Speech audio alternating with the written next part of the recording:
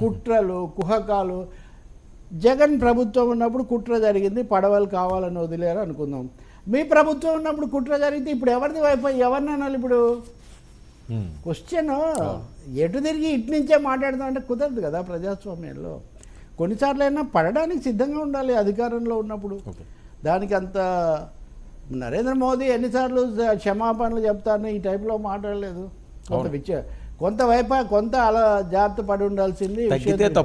అంటే ఏముందో ఒక మాట అంటే దాన్ని దిద్దుకునే ప్రయత్నం చేస్తున్నాము. ఇంకో పెద్ద మాట తెలుసా వర్మ, అసలు ఇప్పటికీ జగన్ అనుయాయులైన విధేయులైన అధికారులు కావాలని వీటిని కొంచెం సరిగ్గా శాబోటేజ్ చేస్తున్నారు, ఆటంకం కల్పిస్తున్నారని ఒక ఆరోపణ. ఇవన్నీ ఎవరి మీద రిఫ్లెక్షన్ చూపిస్తాయి? నేను అధికారంలో ఉండి వాళ్ళెవరో చేస్తున్నారు, వాళ్ళెవరో జరిపిస్తున్నారు అంటే నేను వాళ్ళని అరికట్టలేకపోతున్నానని మనం